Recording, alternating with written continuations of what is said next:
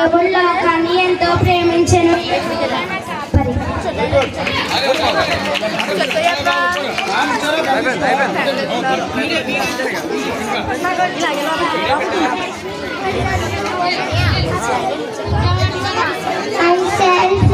జ్ఞానిత ఏటుపాటి రాజైన హెరోదు దినములయందు యోధా దేశపు బెత్లెహేములో యేసు పుట్టిన పిమ్మట ఇదిగో తూర్పు దేశపు జ్ఞానులు యెరూషలేమునకు వచ్చి యోధుడు రాజుగా పుట్టినవాడు ఎక్కడనున్నాడు?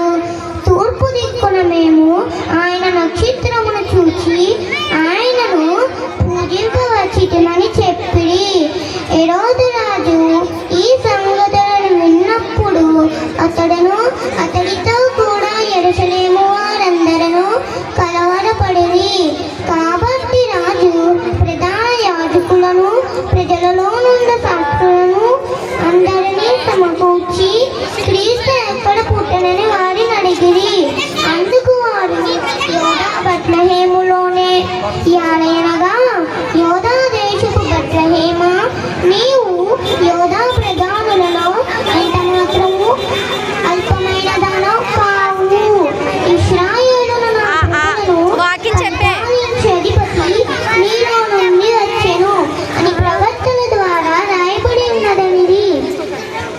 అంతటా హెరోదు ఆ జ్ఞానులను రహస్యముగా పిలిపించి ఆ నక్షత్రము కనబడిన కాలము వారి చేత పరిష్కారముగా తెలుసుకుని మీరు వెళ్ళి ఆ శిశువు విషయమై జాగ్రత్తగా విచారించి తెలుసుకొనగానే నేనును ఆయనను పూజించున్నట్లు నాకు వర్తమానము తండ్రిని చెప్పి వారిని బెత్లెహేమునకు పంపిరి.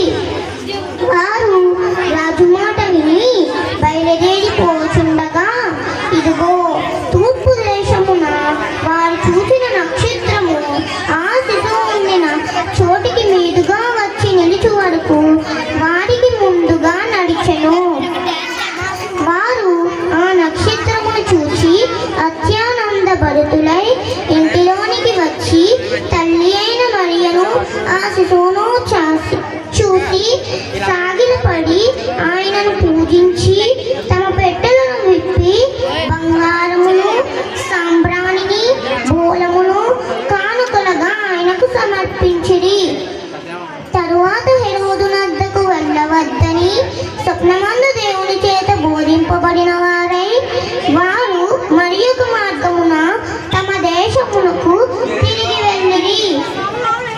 వారు వెళ్ళిన తరువాత ఇదిగో ప్రభు దూత స్వప్నమందు యోసేపునకు ప్రత్యక్షమై హెరోదు ఆ శిశువును సంహరింపాలని ఆయనను వెతకబోచున్నాడు గనక నీవు లేచి ఆ శిశువును ఆయన తల్లిని వెంటబెట్టుకుని ఐగుప్తునకు పారిపోయి నేను నీకు తెలియపు వరకు అక్కడనే ఉండుమని అతనితో చెప్పెను.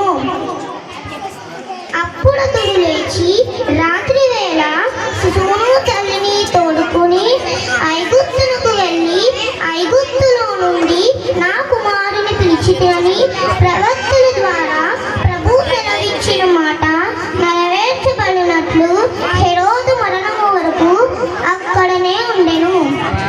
ఆ జ్ఞానులు తన్ను అపహాసించిరని హెరోదు గ్రహించి ఆగ్రహము తెచ్చుకుని తాను జ్ఞానుల వలన వివరముగా తెలుసుకున్న కాలమును బట్టి బెత్లెహేములోను దాని సకల ప్రాంతములలోను 2 సంవత్సరాలు మొదలుకొని తక్కువ వయసు గల మగపిల్లలందరినీ వధించెను. అందువలన రామాలో అంగలాపు వినబడెను, ఏడ్పును మహారోదన ధ్వనియు కలిగెను. రాహేలు తన పిల్లల విషయమై ఏడ్చుచు వారు లేనందున ఓదార్పు పొందనల్లక ఉండెను అని ప్రవక్త అయిన ఇర్మియా ద్వారా చెప్పబడిన వాక్యం నెరవేరెను. హెరోదు చనిపోయిన తరువాత ఇదిగో ప్రభు దూత ఐగుప్తులో యోసేపునకు స్వప్నమందు ప్రత్యక్షమై నీవు లేచి శిశువును తల్లిని తోడుకుని ఇశ్రాయేలు దేశమునకు వెళ్ళము. శిశువు ప్రాణము